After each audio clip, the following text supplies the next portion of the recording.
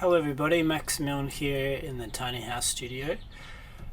Lightroom Classic has been updated with the M1 update 10.3, and I just bought a new iMac because I have had the 2012 MacBook Pro Retina for 9 years, and I just wanted to show you what it's like using this for somebody who works as a photographer.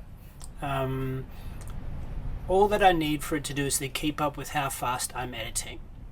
And I've been using Lightroom since the first edition.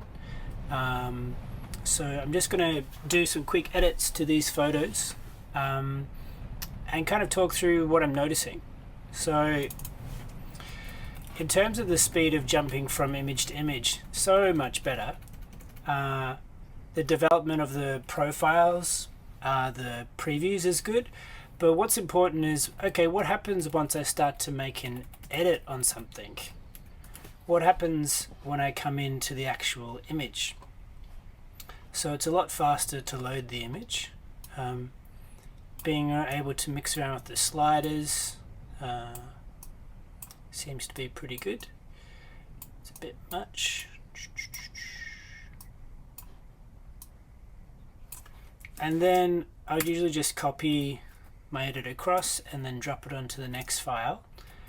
And what is great here is that the dropping across of the edits seems to happen very quickly, which is such a boon. So it's all about what is it that you're doing, how fast can you actually edit, rather than how quick is it to import and these things to me. It's how fast can you just get into doing the actual edit. These are all A7R3, so 42 megapixel files, and I'm running an 8 gigabyte version here. But look, even here's me looking, somber and sad in the field. Guess that's what happens with coronavirus. But yeah, I would say that this definitely keeps up with the speed that I would want to be editing at. Could be faster, maybe it will be on the 16 gigabyte versions, but it's definitely way faster than what I was using on the MacBook Pro, the old 15-inch.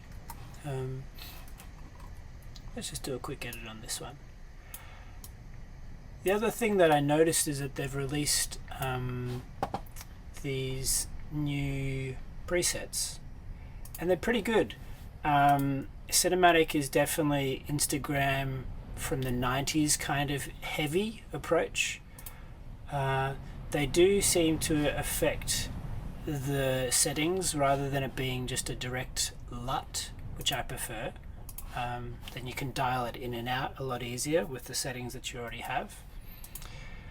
The vintage is pretty good, much more subtle, with a bit of grain, futuristic, very contrast heavy, not my style, more for kind of clean, and the travel, yeah, it's nice. It is definitely a bit more based upon what was popular about 4 or 5 years ago, as you'll see the contrast and the color treatment.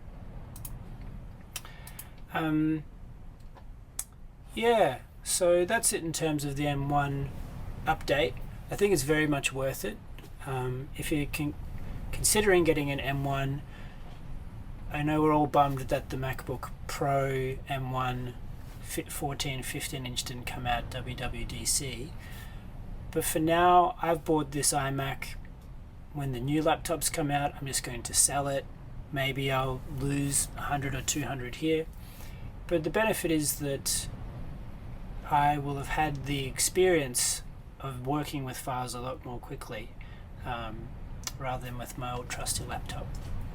So, hope that's helpful. Leave some comments, any questions. Bye.